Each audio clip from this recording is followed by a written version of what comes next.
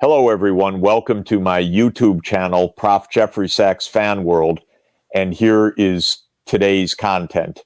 The emerging prospect of a $1 trillion investment deal between a second-term Trump administration and Saudi Arabia must be situated within a deeper structural transformation of the global economy.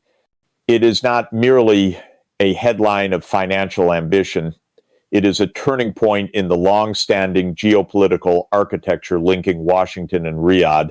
For nearly 8 decades, U.S.-Saudi relations have rested on a simple foundation: American security guarantees in exchange for stable oil markets and predictable Gulf financial flows.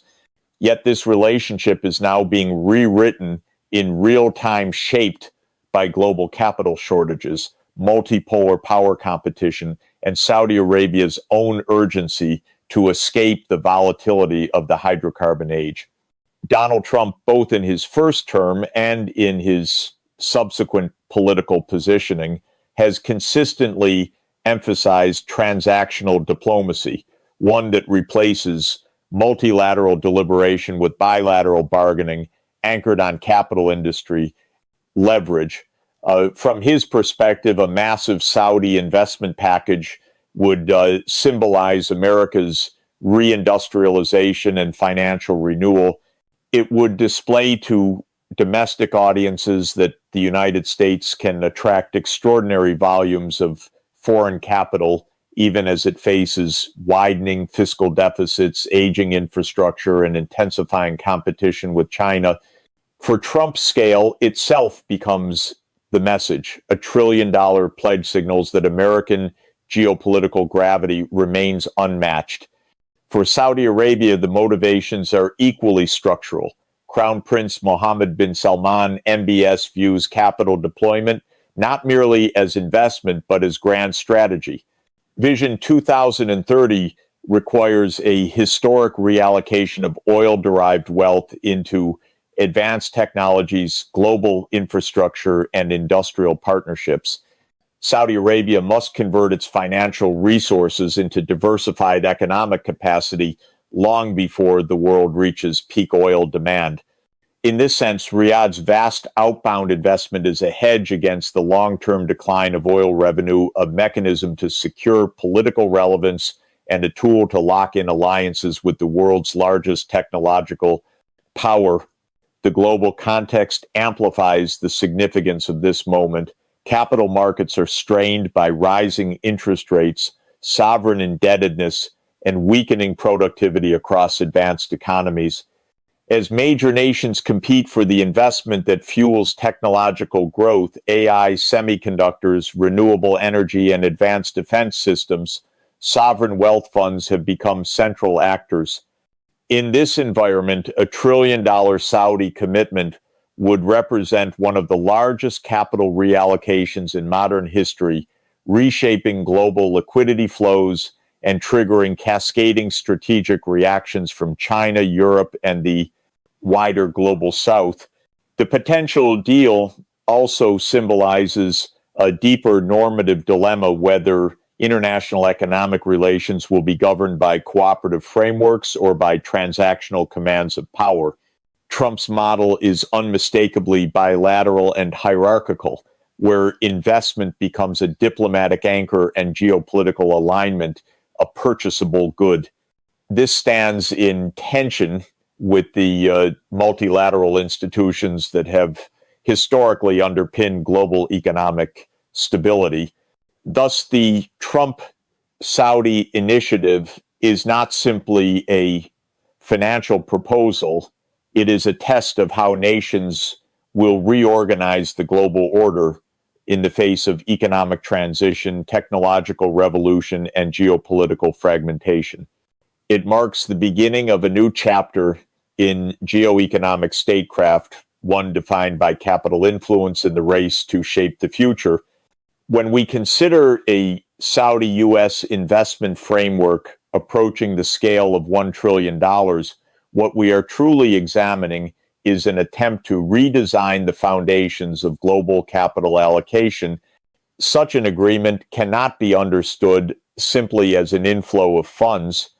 It represents a restructuring of how global savings, technology, and strategic production are mobilized in an era defined by geopolitical uncertainty and systemic economic imbalances. From an economist standpoint, the United States faces a long-term structural deficit in productive investment. Decades of underinvestment in infrastructure, industrial capacity, and technological diffusion have produced a widening gap between America's consumption-driven economy and the supply-side productivity required to sustain long-term growth. The U.S. needs capital-patient, long-horizon capital precisely of the type that Saudi Arabia's sovereign wealth funds can supply. In this sense, $1 trillion package is not merely welcome, it is symptomatic of a deeper reality.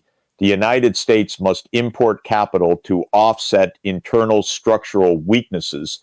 Saudi Arabia, for its part, is confronting its own transformation. Oil revenues have generated vast surpluses, but these surpluses are no longer sufficient to guarantee long-term stability.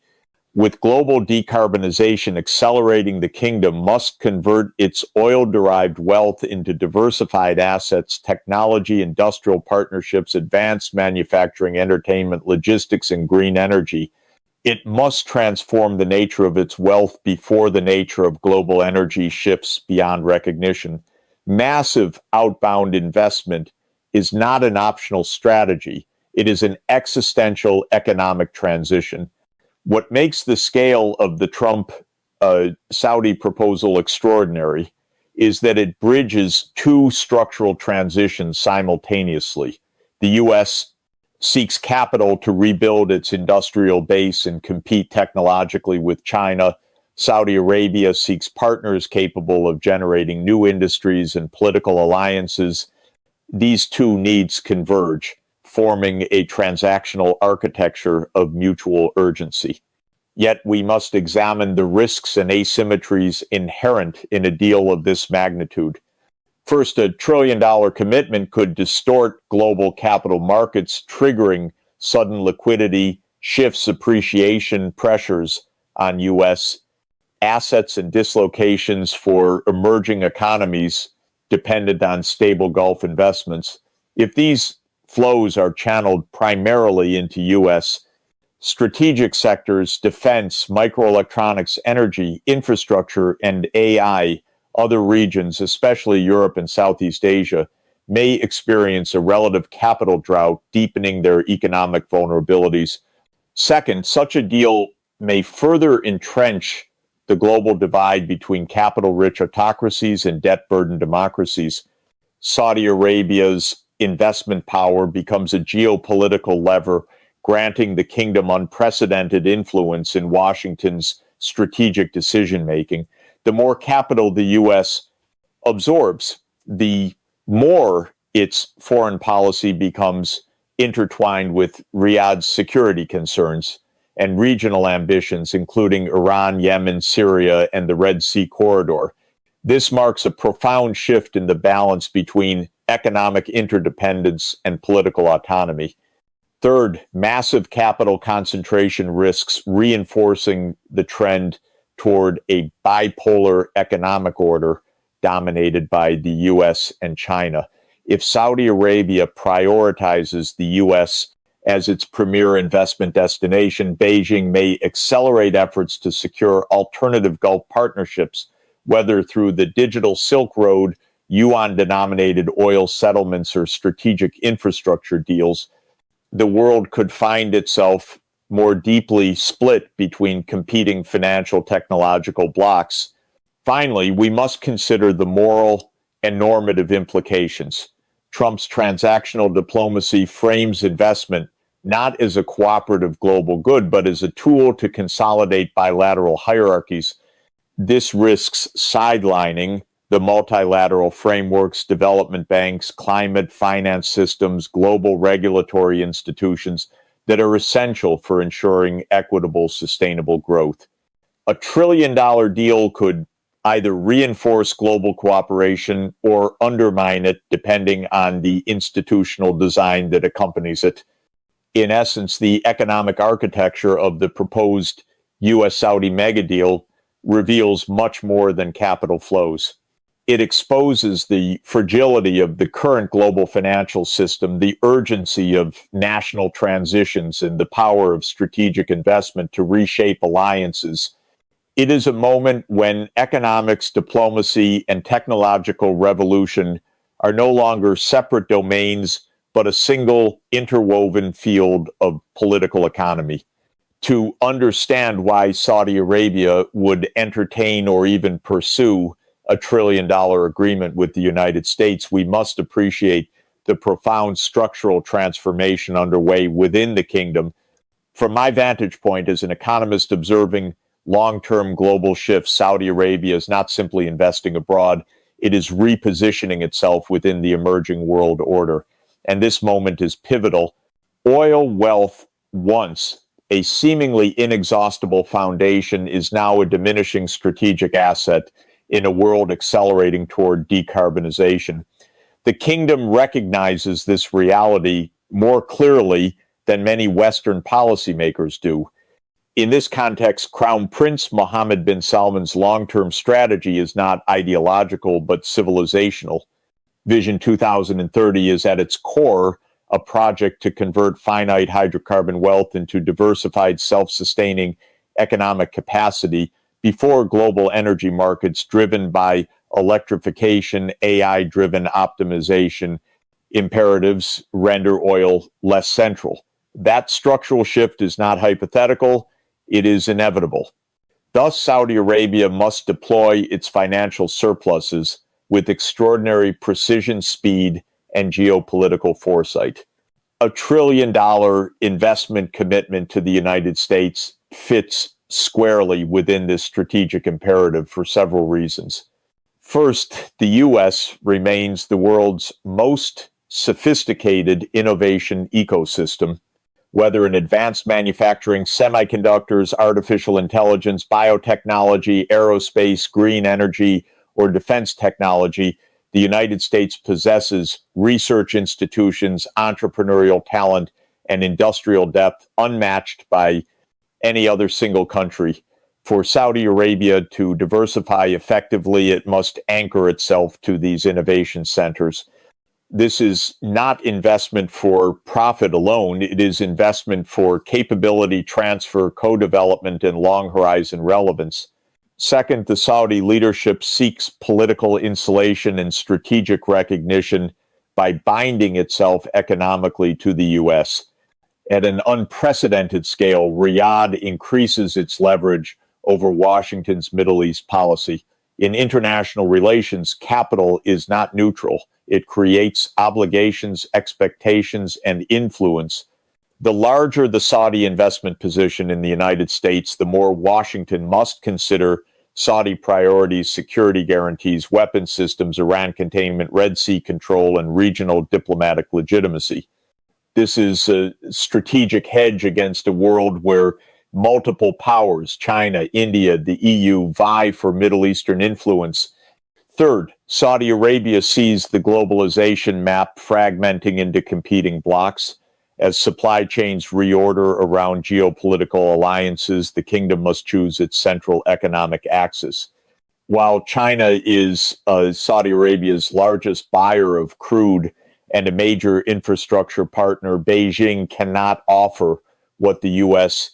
can: high technology joint ventures, elite capital markets, military guarantees, and global financial interoperability. For Riyadh, aligning with the United States economically, even during periods of political volatility, provides stability during a time of global realignment. Yet the more profound dimension of Saudi strategy lies in how it turns its capital reserves into geopolitical leverage. The kingdom understands that a $1 trillion investment commitment does more than secure financial returns. It creates dependence in the United States. The U.S. faces chronic fiscal deficits, infrastructural erosion, and escalating competition with China. Saudi capital, therefore, becomes not merely welcome, it becomes indispensable. and indispensability yields influence. This strategic leverage materializes in several ways. Saudi Arabia gains bargaining power over U.S. energy policy, particularly regarding OPEC relations, shale regulations, and long-term fossil fuel strategies. It also strengthens its voice in global financial governance, potentially shaping IMF reforms, development finance, and energy transition funding. Furthermore, such an agreement deepens the kingdom's role as a middle power and intermediary capable of navigating, balancing, and arbitrating between the U.S., China, and regional actors. The kingdom also seeks to redefine its identity in the global system. For decades, its geopolitical relevance rested overwhelmingly on oil, but oil as a singular foundation is no longer sufficient. Saudi Arabia wants to be viewed not merely as an energy supplier, but as a global investment engine, a technological partner, and a sovereign development financier. This transition mirrors the trajectory of Gulf states like the UAE and Qatar, but on a vastly larger scale. Finally, Saudi Arabia sees an opportunity in Trump's transactional worldview. Trump interprets global politics through deals, capital flows, and bilateral leverage rather than multilateral norms. This aligns naturally with Saudi ambitions. A $1 trillion deal is not a bureaucratic instrument. It is a personalized geopolitical transaction. For Saudi Arabia, it is far easier to negotiate a systemic reorientation under a leader who regards foreign policy as a business negotiation rather than an ideological crusade. In sum, Saudi motivations are rational, ambitious, and profoundly strategic. The kingdom is not buying influence, it is buying the future. It is converting perishable wealth into geopolitical permanence and using capital as the architecture of its next national identity. And if such a deal materializes, it will reshape not only Saudi Arabia's trajectory, but the geopolitical and financial balance of the next global era. As I examine the proposed $1 trillion U.S. Saudi deal, I am struck less by its headline magnitude and more by the structural fragility beneath it. Grand announcements often obscure deeper economic contradictions, political misalignments, and long-term vulnerabilities that markets eventually expose. This deal, if pursued without strategic coherence, risks becoming another example of high-profile ambition outpacing institutional reality. First, the scale itself introduces destabilizing forces. $1 trillion of investment flowing across borders, whether into technology, infrastructure, or defense, creates distortions that few financial systems can absorb gracefully. Such concentration of capital inevitably fuels asset inflation, national dependencies, and speculative dynamics that policymakers rarely control. For both sides, this deal risks becoming a monument to overextension. Washington betting on Saudi liquidity to fuel domestic industrial ambitions, and Riyadh betting on American technology to accelerate a rapid but uncertain diversification process. These are not trivial gambles. Second, the political contradictions are enormous. Saudi Arabia remains a petrostate attempting a near overnight transition into a post-oil economy. America, meanwhile, is trapped in a polarized domestic environment in which large international commitments can quickly become political casualties. I have seen too many agreements collapse because their foundations depended more on political personalities than on institutional continuity. A change of leadership in either country or a shift in congressional dynamics could freeze or unravel the entire arrangement. Moreover, the proposed deal sits atop unresolved geopolitical tensions. Washington continues simultaneous confrontations with China, Russia, and Iran, all of which intersect with Saudi strategic interests. Riyadh cannot afford to be permanently aligned with U.S. objectives when its economic future requires balancing great power relationships. The United States, meanwhile, risks tying its industrial policy to a partner whose geopolitical orientation is shifting toward multipolarity. This is an unstable foundation for a trillion-dollar financial bridge. The energy dimension is another source of vulnerability. The U.S. wants to build a new technological supply chain that is less dependent on China. Saudi Arabia wants to maintain influence in the global energy market while diversifying beyond hydrocarbons. Yet the supposed synergy hides transitional risks, sudden shifts in global commodity pricing competition between U.S. clean energy ambitions and Saudi petro revenues, and regulatory uncertainty in both countries. These tensions could produce abrupt reversals in investment flows or strategic commitments. Finally, there is the moral hazard inherent in mega deals between political elites. Without transparency, oversight, and long-term governance structures, such arrangements often drift toward unproductive projects, rent-seeking behavior, and corruption. $1 trillion can either build a sustainable development architecture or deepen structural inefficiencies that future generations will be forced to correct. In short, the U.S.-Saudi $1 trillion vision may indeed reshape markets, but only if it confronts its internal contradictions rather than masking them. Without institutional discipline, geopolitical clarity, and economic realism, the deal risks becoming a symbol not of renewal, but of overreach.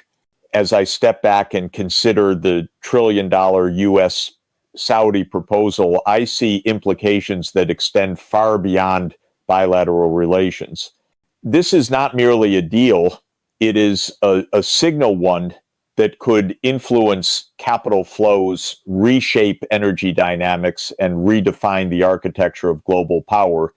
When a major hydrocarbon economy commits capital on this scale to the world's largest financial system, the ripple effects touch every region and every major actor in the global economy. The first impact is on global liquidity and capital allocation. $1 trillion from Saudi sovereign funds, if deployed over a decade, would rival the influence of major multilateral development banks. The U.S. would gain a new liquidity source to fund industrial reshoring, semiconductor expansion, and strategic infrastructure, but global markets, particularly emerging economies, would suffer capital outflows as Saudi investment chases U.S. returns. The result would be intensified financial pressure on countries already burdened by debt, climate stress, and fragile currencies. In this sense, the deal may deepen global inequality in capital distribution. A second implication lies in energy markets, which remain the backbone of geopolitical power. Saudi Arabia's long-standing leverage stems from controlling key margins in global oil supply. But by committing enormous funds to U.S. technological and industrial assets, the kingdom begins shifting its power base toward ownership of global value chains rather than control of oil barrels. It is a slow transition from commodity producer to global equity player. Yet this shift could destabilize traditional alliances. OPEC partners may interpret the Saudi-U.S. alignment as a pivot away from collective market coordination. Meanwhile, the U.S. gains influence over the global energy transition, not through production dominance, but through capital-backed technological leadership. The third systemic effect concerns China, the world's largest buyer of Saudi oil and an increasingly important strategic partner for Riyadh. A massive Saudi investment in the United States will inevitably complicate its relationship with Beijing. China will view the deal as Washington's attempt to lock Saudi Arabia back into a Western-oriented economic architecture, something China has been trying to counter through Belt and Road investments, yuan-denominated oil, contracts and joint technology projects. If mismanaged, this could place Saudi Arabia in a precarious position, forced to balance two superpowers whose interests are diverging rapidly. Fourth, the deal would alter global development politics. $1 trillion directed toward U.S. priorities could crowd out investments in Africa, South Asia, or Latin America regions that desperately need long-term financing. Instead of serving as a new source of global development capital, Saudi wealth may become disproportionately concentrated in one economy. This would be a missed opportunity for global equity and climate resilience, two areas where Saudi capital could have transformative impact if deployed through multilateral channels. Finally, the agreement reinforces a broader historical trend, the shift of geopolitics from territorial control to financial and technological dominance.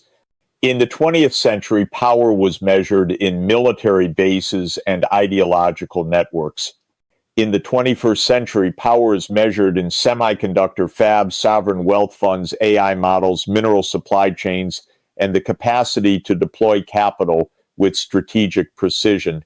If executed as envisioned, the U.S.-Saudi deal accelerates this transformation. But transformations of this magnitude always come with friction. Allies may feel sidelined, China may retaliate economically, emerging markets may suffer capital contraction, and domestic political shifts in either country could derail the trajectory entirely. The global system is interdependent, and interdependence magnifies the consequences of imbalance. In essence, the $1 trillion proposal is not simply an agreement. It is a reallocation of global leverage, a rearrangement of financial gravity, and a test of whether long-term strategy can triumph over short-term political volatility. If managed wisely, it could anchor stability in a fragmented global economy. If mishandled, it risks introducing new fault lines into an already fragile world order. In evaluating Donald Trump's proposed $1 trillion deal with Saudi Arabia and its potential to reshape global markets, we must widen our lens beyond the immediate headlines. The core issue is not simply whether the money materializes or whether Riyadh follows through on its ambitious investment agenda. The deeper question is what such a deal represents in the long arc of geopolitical and economic transformation, a shift away from the post-Cold War financial order, a recalibration of the global energy system, and a decisive contest over who shapes the next generation of economic development across the global South. If the arrangement proceeds, the United States will have taken a major step toward re-anchoring its influence in the Middle East after years of drift. Yet we must remember that modern geopolitics does not turn on transactional diplomacy alone. The Saudis are hedging between Washington and Beijing precisely because they foresee a multipolar world in which no single superpower can guarantee stability or prosperity. Trump's deal, no matter how large in nominal terms, cannot fully reverse this structural trend. The more profound challenge is that global capitalism now faces a triple transition from fossil fuels to clean energy, from unipolar dominance to multipolar competition, and from hyper-financialization to long-term industrial strategy. Saudi Arabia's Vision 2030 sits at the intersection of all three. It seeks to monetize the final decades of the oil era while funding a diversification strategy that may or may not succeed. For the United States, partnering with such a strategy could either create a foundation for stable cooperation or expose American capital to the volatility of an economy racing against time. What Trump proposes, intentionally or not, is a return to grand infrastructure diplomacy, the idea that major powers can reshape regions through capital infusion and strategic alignment. Yet history teaches us that durable development must rest on broad-based social investment, not merely sovereign-level deals. If the U.S.-Saudi partnership becomes a vehicle for genuine technological transfer, renewable energy build-out, and long-term industrial capacity, it could contribute meaningfully to regional stabilization. If it remains focused on asset purchases, defense packages, and speculative mega projects, it will do little more than inflate financial bubbles at the periphery of the global system. Thus, the strategic conclusion is clear. The success of this trillion-dollar vision depends less on Trump's personal negotiation style and more on whether the United States is prepared to adopt a coherent, long-horizon developmental strategy, something that has eluded Washington for decades. America must decide whether it will compete with China on the terrain of infrastructure and real economy transformation, or continue relying on military presence and financial dominance alone. The former path could strengthen global stability. The latter will accelerate fragmentation. Ultimately, the world stands at a crossroads. Trump's Saudi initiative is not just a deal, it is a test of whether U.S. foreign policy will adapt to the structural realities of a complex multipolar century. Whether it becomes a foundation for sustainable global order or another transient spectacle will depend on choices made far beyond Riyadh's glittering skyscrapers or the political theater of Washington.